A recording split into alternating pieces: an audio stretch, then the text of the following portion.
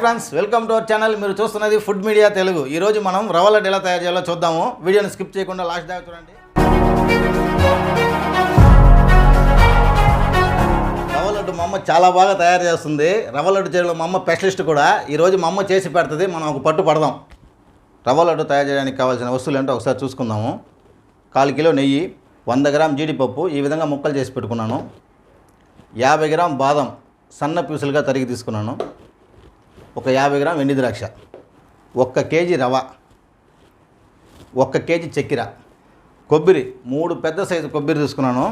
వెయిట్లో అయితే 1 KG wait వచ్చింది.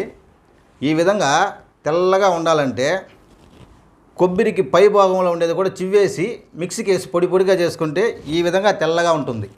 పాలు నేను 1/2 లీటర్ కాచుకొని పెట్టుకున్నాను. ఇంత అయితే మనకు అవసరం ఉండదు, అవసరమైంది వాడుకుందాం. ముందుగా స్టవ్ వెలిగించుకుందాం. మనం 1 కేజీ రవ్వతో రవ్వ లడ్డు తయారు చేయబోతున్నాము.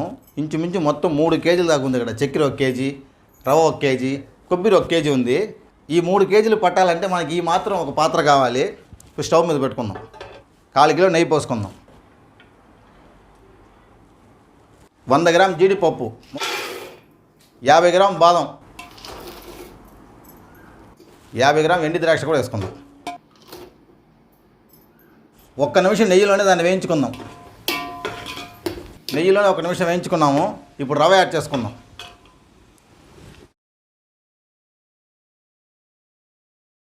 యాడ్ చేసుకొని ఈ పైస్ అంతా మొత్తం బాగా మిక్స్ చేసుకుందాం.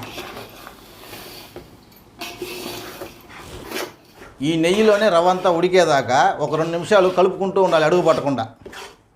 రవ్వ ఈ నెయ్యిలోనే ఉడికిపోవాలా. ఒక 2 నిమిషాలు నెయ్యిలోనే ఈ విధంగా ఉడికించుకున్నాం. రవ్వని ఒక బ్రౌన్ షేడ్ వచ్చేంత వరకు ఉడికించుకుంటే చాలు. ఈ విధంగా వస్తే చాలు. ఈ విధంగా ఉడికించుకుంటే చాలు రవ్వని. ఇప్పుడు చక్కెర యాడ్ చేసుకుందాం.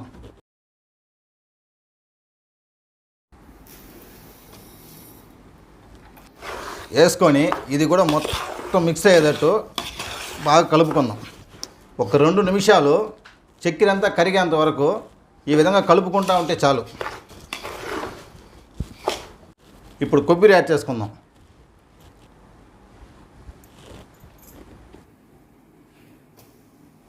ఈ ప్రాసెస్ అంతా స్టవ్ లో ఫ్లేమ్లోనే చేసుకోవాలి.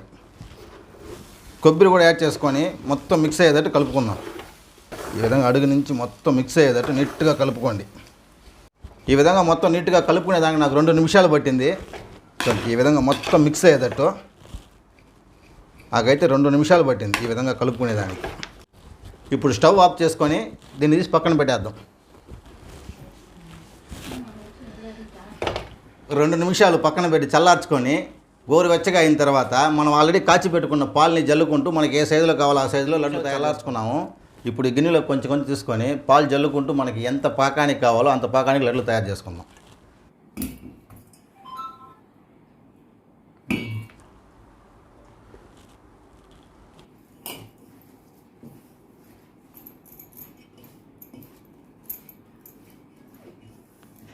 ఈ విధంగా లడ్లు తయారు చేసుకుందాం.